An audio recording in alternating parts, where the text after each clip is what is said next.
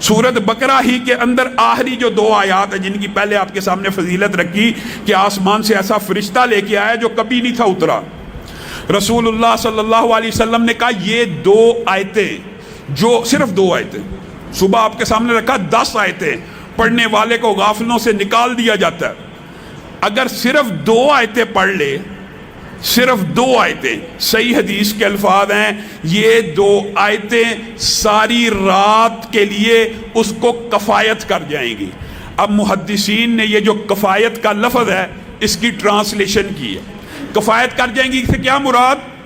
محدثین نے لکھا مراد یہ ہے ایک بندہ ہر روز رات کو تہجد پڑھتا تھا، ایک بندہ ہر روز رات کو کئی 100 آیات کی تلاوت کرتا تھا، ایک بندہ ساری رات اتنے سپارے پڑھتا تھا.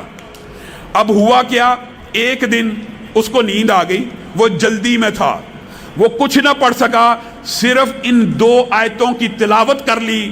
یہ آیتیں اس کو کفایت کر گئیں کہ اس کے نامہ اعمال میں ساری رات کا قیام لکھ دیا جائے گا، جتنے وہ سپارے پڑھتا تھا لکھ دیے جائیں گے، جتنا وہ عمل کرتا تھا لکھ دیا جائے گا.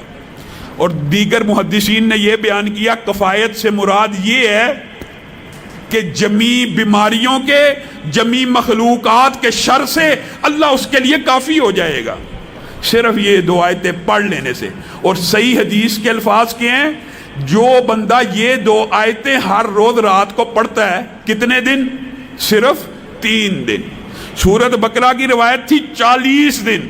سورت ہے بھی بڑی، 40 دن جس گھر میں تلاوت ہو اگر آپ نہیں کر سکتے آپ اس کو گھر میں لگا لیں. 40 دن جتنا مرضی پرانا جادو ہو، جتنا مرضی پرانا تویز ہو، جتنی مرضی بندش ہو، کوئی بھی آپ سلسلہ سنیں، آپ 40 دن لگاتار اپنے گھر میں سورت بقرہ کی تلاوت کر لیں یا چلا لیں سی ڈی کے اوپر، کیسٹ کے اوپر. اس گھر میں شیطان اور جنات کا اثر ختم ہو جاتا ہے. اور اگر کسی بندے کے پاس یہ وقت ٹائم نہیں، اول تو کرنا چاہیے، کیا مسئلہ ہے؟ لگا دو. گھر میں کوئی ڈیوائس ہے اس کے اوپر لگا دو، کیا مسئلہ؟ گھر میں چلنی چاہیے. اپنے گھروں کو قبرستان مت بناؤ، ادھر تلاوت ہونی چاہیے. یہاں سے یہ بھی ثابت ہوتا ہے کہ قبرستان میں تلاوت نہیں ہونی چاہیے، گھروں میں ہونی چاہیے.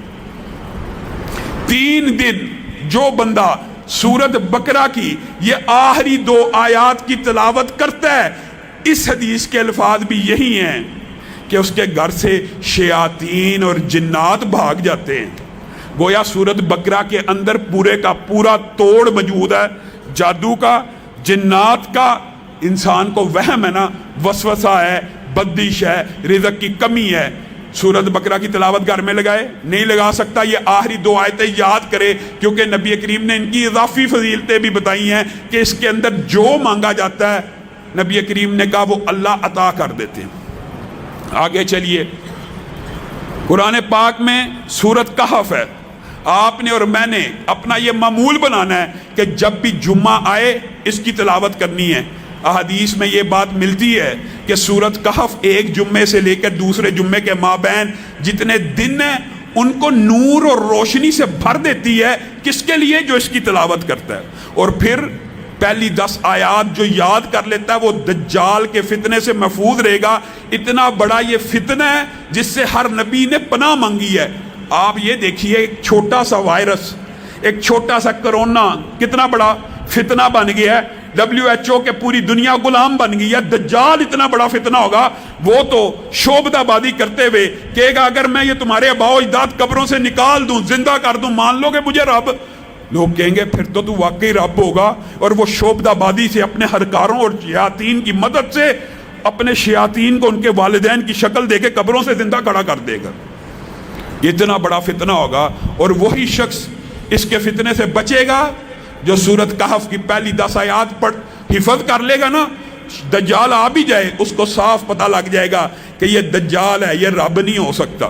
تو آپ سب اس کی یاد کی کرنے کی بھی کوشش کریں. اور جہاں تک تعلق ہے سورت یاسین کا، بعض لوگ یہ سمجھتے ہیں کہ سورت یاسین کی کوئی فضیلت نبی کریم صلی اللہ علیہ وسلم سے مروی نہیں ہے. یہ بات درست ہے، ضعیف حدیث ہے، لیکن ایک صحیح سند کے ساتھ سنن دارمی میں عبداللہ ابن عباس کا ذاتی فتویٰ موجود ہے.